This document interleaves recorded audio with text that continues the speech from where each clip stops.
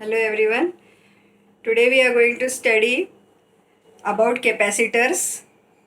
Capacitor is a device which stores charge. So let us study about a capacitor.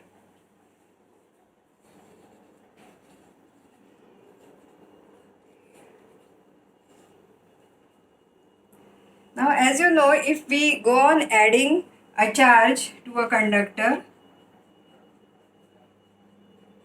then if I go on adding charge to the conductor, then its potential will rise. So it is found that this charge is proportional to V. If I remove the proportionality sign, then I get a constant called C. This C is equal to Q upon V. This constant C is called as capacitance.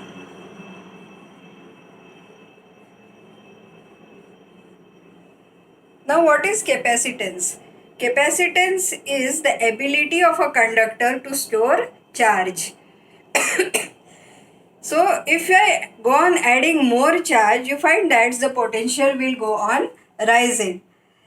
So what is the limit? Suppose I have a conductor and if I go on adding the charges, then its potential is rising. So till what time the potential will rise? Till it reaches a very high value. Still if I go on adding the charge, then a point will come when the charge will leak to the surrounding. So there is a saturation value. Only up to that you can go on adding the charge to a conductor. So what is the method to increase the capacity? That is how we can store more charge. So for that what we will do is we bring another metallic conductor. This is metallic conductor A. We bring another uncharged metallic conductor. Metallic conductor A is having plus charge. Metallic conductor B is not having any charge. Now when you bring it near this, due to the phenomena of induction, a negative charge develops on this side and a positive charge develops on the other side of the plate. Redistribution of charges takes place because of this positive charge of plate A. Now you find that whatever potential was developed earlier, then that potential is reduced. That potential is reduced because of this negative charge near the plate. So overall potential is reduced by bringing another uncharged plate. So we can add more charge to this because the overall potential is reduced. If we connect this side to earth, if we connect the other side of the plate to earth, then what will happen? That this whole positive charge will flow to the earth. This positive charge flows to the earth. So if we have earth connected conductor, then the overall charge on this can be increased because of this negative charge. The overall potential is reduced and you can still add more amount of charge. So this is the principle of capacitor. What is the principle of capacitor?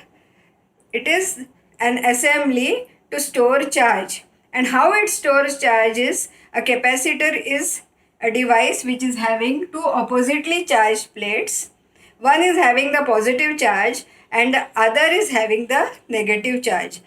The plate which is having negative charge has the other side connected to the earth. Or if we bring an earth connected conductor near a positive plate, then this assembly is called as a capacitor.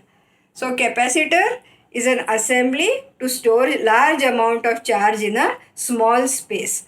Now where the capacitors are used? Capacitors are used in the electronic devices.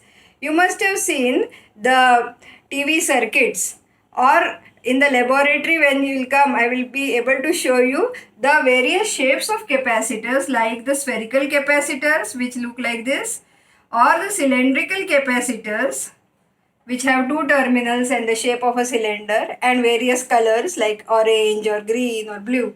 So these are the capacitors. Or you have a parallel plate capacitor or a cylindrical capacitor. So various types of capacitors are there, and you have to remember that capacitor is a device which stores charge. Now we have seen the formula for capacitance as C is equal to Q upon V, where V is the potential difference between the plates and Q is the charge. In that case, the formula for this is Q upon V, and we can write the unit also. Unit is 1 farad is equal to 1 coulomb upon 1 volt. So what is the unit of capacitance? It is farad. SI unit is farad. 1 farad is 1 coulomb upon 1 volt. Now what is 1 farad? It is the capacity of a capacitor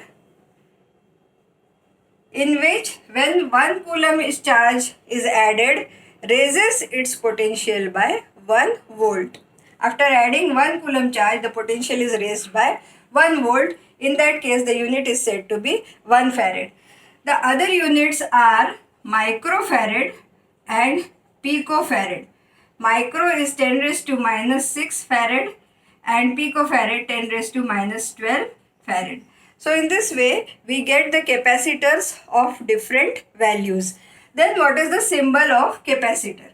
Capacitor has a symbol which is just two parallel lines. You have to draw it carefully, because in case of a cell, we draw one bigger and one smaller line. This is for a cell. But in case of capacitor, you have to draw both the lines of equal length and show a small distance between them. So this is the symbol of capacitor. This is the symbol of a capacitor. Now let us see the formula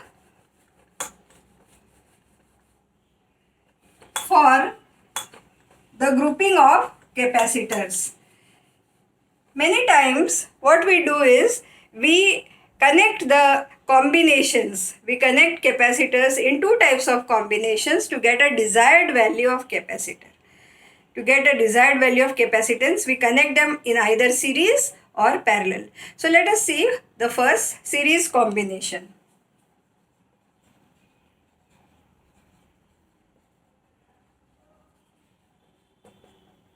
Now I have one capacitor, 2 and 3. 3 capacitors. They are having the values C1, C2, C3. These 3 capacitors are connected to a source of potential difference, say V. This is connected across a battery, or I can either write V or I can draw a battery here. So suppose I draw one cell. It is a source of potential difference. This is plus, this is minus. Now when you connect these 3 capacitors in series, then this side, which is plus side, so here this side gets the plus Q charge, this side gets the minus Q charge. Then in the same way, if the charge is flowing in series combination, through each capacitor the same charge will flow. So if I write the potential difference as V, then the capacity is different, but the charge is same. Charge is same. What is the charge? Charge is, say, Q. So for all this, the charge is Q. Q charge is flowing because it is a series combination. The same charge will flow. Now the formula for C, we have seen it is equal to Q upon V. C is equal to Q upon V. So what will be the formula for V? Potential. It is equal to Q upon C. Now since Q is same, C is different. C1, C2, C3. So in that case, we will have different values of potential across each capacitor. First capacitor will have potential V1, second will have V2, third will have V3. So now we have this 3 values of potential difference. And what is the total potential difference? That is V. So now we can write V as V1 plus V2 plus V3. Potential difference is getting divided. and charge remains the same. In series, you have to remember that Q is same and the potential difference is V is different. V is different. Charge is same. In series, charge is same, potential difference is different. So total potential difference is this. So I can write V1 is equal to Q upon C1.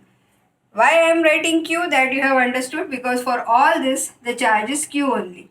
Let me take it as small q here. Here everywhere small q. So I can write here this one as Q upon C1 plus Q upon C2 plus Q upon C3. And this is Q upon C. Now you can see that everywhere Q is constant or same, so I can cancel, and the formula for 1 by C is equal to 1 upon C1 plus 1 upon C2 plus 1 upon C3. This is the formula for the series combination of capacitors. So overall value of capacitance can be found by this formula. Reciprocal of capacitance is equal to the addition of reciprocal of individual capacitance. This is the case in case of series combination. Now let us study the parallel combination.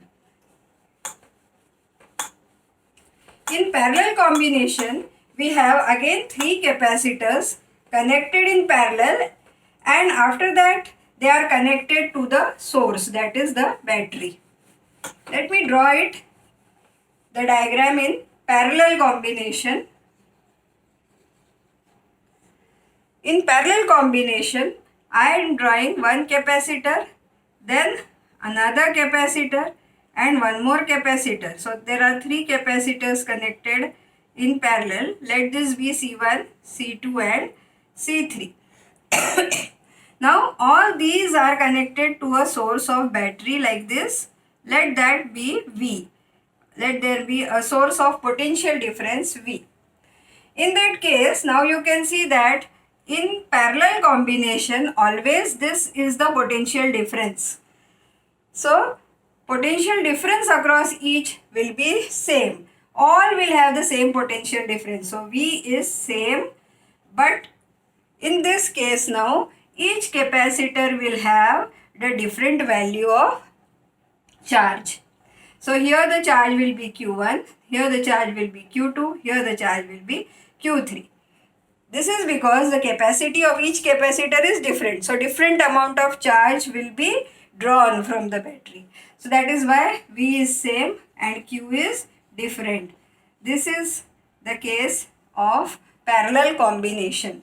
Now let us find the expression for resultant capacitance in parallel combination or equivalent capacitance in parallel combination. Now here you can see the conservation of charge. Whatever charge is going here, it is getting distributed as Q equal to Q1 plus Q2 plus Q3. Then this is the total distribution of charge. Now individually I can write that formula. You have to always remember C is equal to Q upon V. So Q is equal to, now you can say cross multiplication, C into V. So I can write here that C into V is equal to, now here for Q1, C1 into V, potential for all is same because it is the parallel combination. So C1V plus C2V plus C3V. Now we can see that all are having the same value V. So V cancels from here. So C equal to C1 plus C2 plus C3. This is the formula for the parallel combination of capacitors. So I hope you have followed how to find the equivalent capacitance in series and parallel.